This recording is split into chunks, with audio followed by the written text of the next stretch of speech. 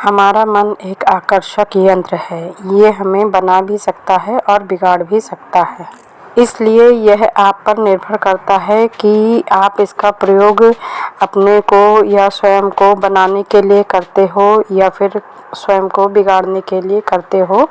किस तरह से आप इसका यूज़ करते हो ये आप पर डिपेंड करता है, क्योंकि यह हमारे रोज़ के दिए हुए आदेशों पर ही काम करता है। इसलिए इसको दिए हुए आदेश बहुत सोचे समझे होने चाहिए। स्वामी विवेकानंद जी भी कहते हैं कि एक नियंत्रित और शांत मन संसार में सबसे शक्तिशाली होता है, जिसके आगे संपूर्ण ब्रह्मांड भी नतमस्तक होता है। जैसे कि जब कोई इंसान कोई नई चीज़ खरीदता है या सीखता है तो उसके माइंड के स्ट्रक्चर में कुछ बदलाव आते हैं।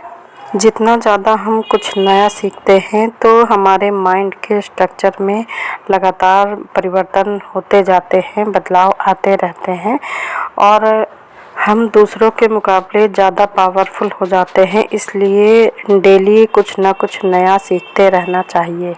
तो हेलो दोस्तों, वेलकम टू माय चैनल। मेरे चैनल में आप लोगों का बहुत बहुत स्वागत है। आई होप आप लोग बहुत अच्छे से होंगे, बहुत मज़े में होंगे और बहुत स्वस्थ होंगे। और देखिए आज मुझे बहुत ज़्यादा तबीयत ख़राब हो गई मेरी, जुकाम बहुत ज़्यादा हो गया मेरा और साथ में खांसी भी है। तो इस वजह से मैं आज ज़्यादा ब्लॉग मैंने शेयर नहीं किया है। तो यहाँ पर किचन का काम निपटाने के बाद मन तो नहीं हो रहा था कि गेहूँ वगैरह मैं साफ़ करूँ, और मुझे याद भी नहीं था कि मैंने जब गेहूँ धो के रखे थे तो ये साफ़ करके रखे थे या नहीं, कि मतलब धुल के ही ऐसे रख दिए थे। फिर भी मन नहीं माना और आटा भी ख़त्म हो रहा था। और सबसे बड़ी समस्या ये है कि मतलब हस्बैंड जब पिसाने जाते हैं तो उनको एक ही दिन का मौका मिलता है, उनके पास संडे का ही दिन रहता है। तो इस वजह से मुझे ये और ज़्यादा बनाना पड़ा कि मैं पहले से पहले बना कर रख दूँ और संडे तक मतलब पिसा ही दिया जाएगा इसको। तो इस वजह से मैं इसको बनाने बैठ गई हूँ। और सबसे पहले मैंने यहाँ पर फर्श साफ़ किए, झाड़ू पोछा कर दिया था और उसके बाद मैं गेहूँ लेकर बैठ गई हूँ। तो इस बार ना गेहूँ मेरे काफ़ी ज़्यादा साफ़ थे, बस ये है कि थोड़े से कटे कटे से हो गए थे, मतलब टूट गए थे वो जो कतराई होती है उसमें। ऐसा फर्स्ट टाइम हुआ है, नहीं तो गेहूँ हमारे यहाँ बहुत अच्छे आते थे। बस लकड़ियाँ वाला कूड़ा रहता था कि उसमें वो गेहूँ की लकड़ियाँ रहती थी, पर इस बार कुछ भी नहीं है उसमें, बिल्कुल साफ़ है। पर कट गए हैं वो, मतलब दो टुकड़े में हो गए हैं जैसे। तो आधा गेहूँ, आधा क्या मतलब काफ़ी गेहूँ कटा कटा सा है।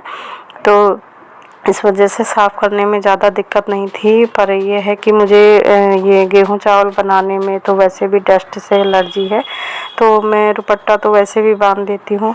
बट इस बार और ज़्यादा दिक्कत है मुझे, क्योंकि ज़ुकाम बहुत कस के है और रात में तो फीवर भी हो गया था और इस टाइम मौसम चल रहा है ज़ुकाम बुखार का, तो और ज़्यादा दिक्कत थी।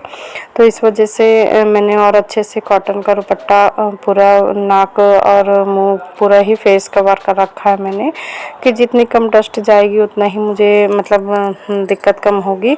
तो बहुत ज़्यादा मैंने मतलब गेहूँ नहीं साफ़ किए थे, ऐसे करीब 17-18 किलो तक ही साफ़ किया था और इतना इनफ है मेरे लगभग 25 से 30 दिन के लिए, काफ़ी है। और मेरा बस चले तो मैं बहुत ज़्यादा सा एक बार में पिसा लूँ कि बार बार का झंझट ना करना पड़े, पर फिर उसका टेस्ट ख़राब हो जाता है और फिर कीड़े लगने का भी डर रहता है। तो इस वजह से बहुत ज़्यादा नहीं है, 15-20 दिन का ही गेहूँ मैं पिसाया करती हूँ। बाकी रोज़ रोज़ के झंझट से तो अगर ऐसा कुछ पॉसिबल होता ना तो मैं तो 6-6 महीने का पिसा लेती, क्योंकि मतलब डेली क्या मतलब ये 15-20 दिन कब निकल जाते हैं पता नहीं चलता। तो बार बार ये कभी गेहूं का नंबर आ जाता है तो कभी चावल का आ जाता है। और जिस तरह हम घर से कुछ काम सीख के नहीं आते हैं, फिर ससुराल में हमें सब कुछ करना पड़ता है।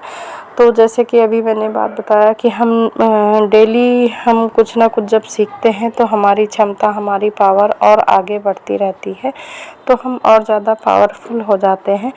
और मेरा मानना है इंसान को अपनी जो सीखने की क्षमता है उसे कभी भी कमज़ोर नहीं बनाना चाहिए, कभी भी मतलब इससे डरना नहीं चाहिए। डेली हम कुछ ना कुछ नया सीखते हैं और जब हम कुछ ना कुछ नया सीखते हैं तो हमारे अंदर एक नई ऊर्जा आती है, एक नई पावर आती है, जिससे कि हम दूसरों से अलग हटते हैं।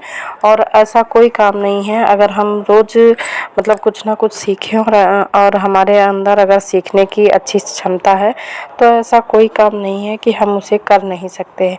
बहुत से मतलब उनको क्या कहें, कामचोर ही कह सकते हैं। बहुत से ऐसे कामचोर लोग हो सकते हैं, होते ही हैं कि मतलब जो एक बहाना मार देते हैं, अरे हम ये नहीं करेंगे या हमसे ये नहीं होगा, ये हम नहीं कर पाते हैं, ये तो हमारी मम्मी करती थी, ये तो हमारी दादी करती थी, ये तो हमारी सास करती हैं, हमसे तो ये नहीं हो पाता है।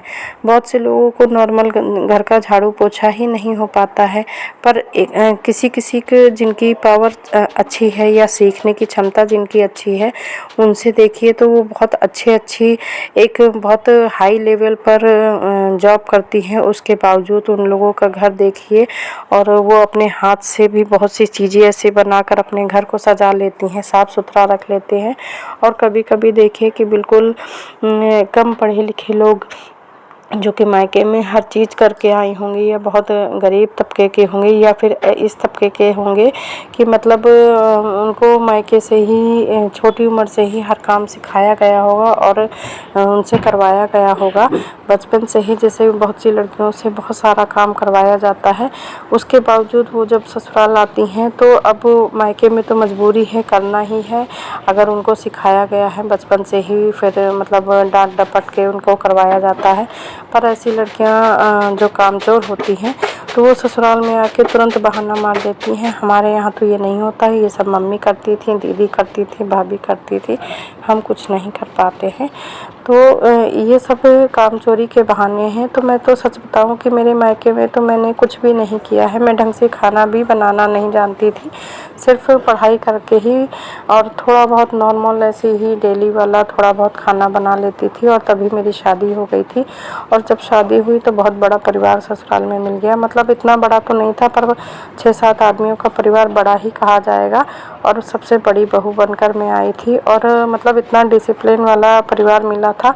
पर उसमें भी मैंने जब हम काम चोरी नहीं करते हैं तो हर काम को हम मन लगाकर खुशी खुशी करते हैं और जब हम काम को खुशी खुशी करते हैं, खुश होकर करते हैं, तो ये मान के चलिए कि कभी भी हमें उस काम को करने में थकावट नहीं लगती है, क्योंकि हमारे माइंड में कुछ आता ही नहीं है कि ये काम हम क्यों कर रहे हैं, कैसे कर रहे हैं, किस लिए कर रहे हैं और किसके लिए कर रहे हैं। तो इस वजह से ना कभी भी समझ में नहीं आता है कि हमने कितना काम कर लिया या किसके लिए कर लिया। और जो नहीं आता है वो भी नया काम सीखने की एक क्षमता रहती है और शौक़ रहता है। तो यहाँ पर देखिए मेरा पूरा गेहूँ साफ़ हो गया है और साथ ही साथ मैंने धनिया भी करीब 1 किलो के लमसम हो गई है, तो इतनी साफ़ कर ली है और थोड़ी से बचे हुए हैं तो इनको भी साफ़ कर दूंगी। और यहाँ पर देखिए गेहूँ और धनिया मेरा दोनों ही साफ़ कर दिया है। तो यही है मेरा आज का ब्लॉग।